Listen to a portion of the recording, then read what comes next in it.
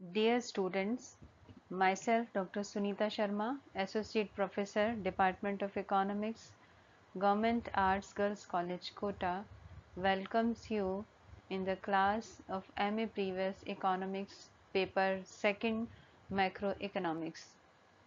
We are going to study the Say's law of market.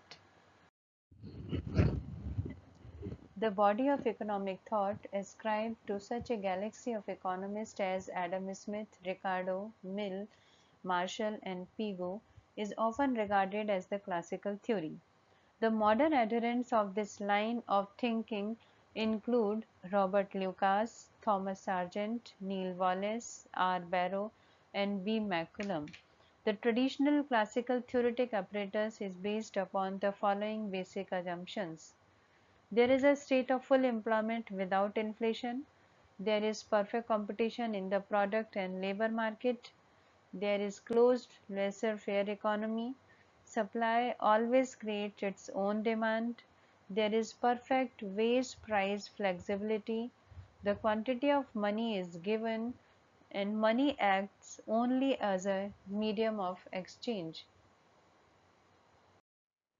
Given these exemptions, Everett Hagen observes that the major concern of classical system is with the following problems. First problem is the determination of the goods and services which are to be produced in the economy. Second one is the allocation of resources among the competing firms and uses and the allocation of resultant output among the households. Dillard has also emphasized that the classical analysis is simply a study of the alternative uses of a given quantity of employed resources. The determination of the relative price of different commodities, services, and of different type of resources. The distribution of income among productive factors. Now comes to the Say's law of market. The traditional theory of employment is based primarily upon J. B. Say's law of market. John Baptist Say. J. B. Say was a Francis economist. In 19th century, he propounded that supply creates its own demand. Say categorically refuted the idea of depression being caused by a state of overproduction in the society. He believed that any act of production involves the additional employment of hitherto unutilized labor force and other cooperant resources. It makes way for the simultaneous creation of income equivalent to the value of additional output. Thus, an increment in supply facilitates an expansion of market for products. It is on the basis of such logic that J.B. Say came to the conclusion that the aggregate demand must equal aggregate supply.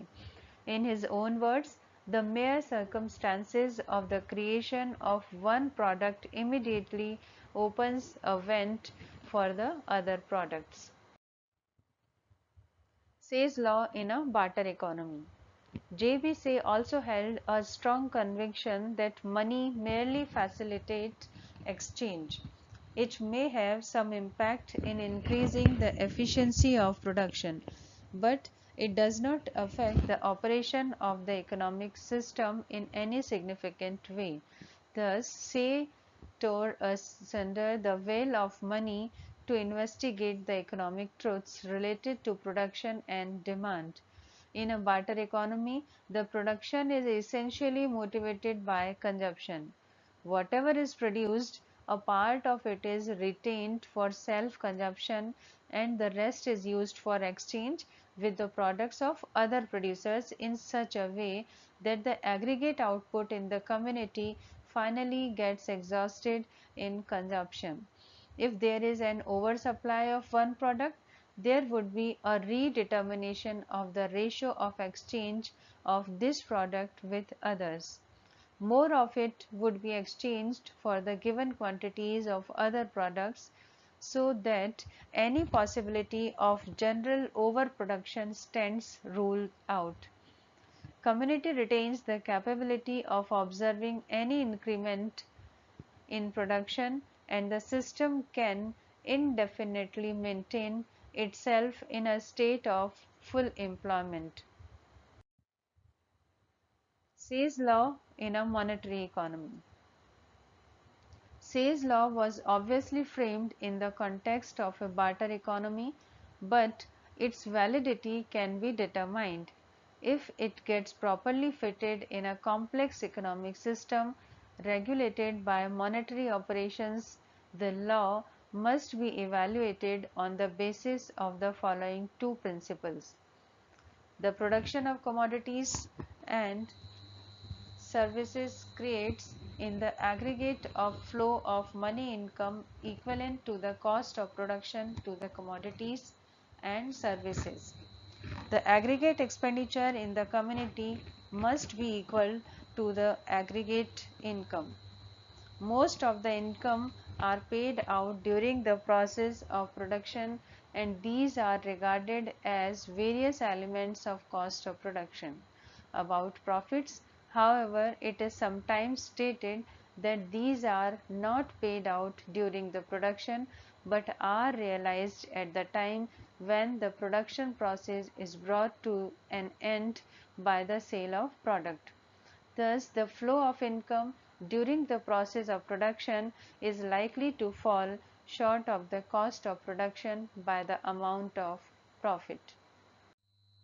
But Hagen suggests that the income and cost may be equal if we suppose that the production is going at a level rate, neither rising nor falling, with some amount of profits considered satisfactory, and the production has been proceeding in a number of overlapping layers, where one layer in such the production of which is just completed and is in the process of sale, another is about to be finished, still another is half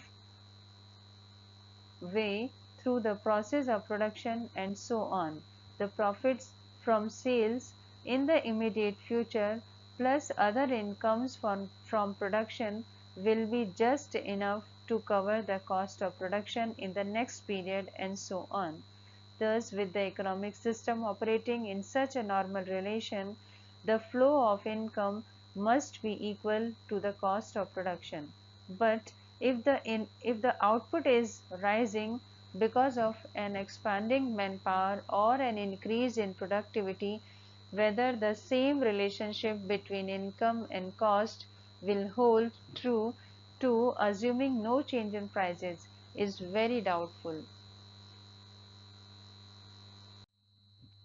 The validity of Say's law in a money exchange system must be judged from the point whether it ensures or not the equality between aggregate demand and aggregate income, or between aggregate expenditure and aggregate income. If the aggregate demand made up of consumers' demand and that of government and of entrepreneurs for investment falls short of the total current income, then the aggregate demand will be less than income, and therefore the aggregate demand will be less than the value of the aggregate output. In such a situation, a part of the output will be left unsold, and there will either be unintended accumulation of inventories or sales at a loss. If only a few producers dispose of the accumulated stocks of inventories at the prices lower than their cost of production, it is not inconsistent with Say's law, as long as the aggregate demand is equal to the aggregate income of the community. The belief that aggregate demand equals aggregate income is based on the assumption that planned investment and savings of the community remain equal to each other. The whole analysis of Say's law of market is based on the book Macroeconomic Analysis, written by Professor Rana and Verma. We will meet in next video. Till then, goodbye.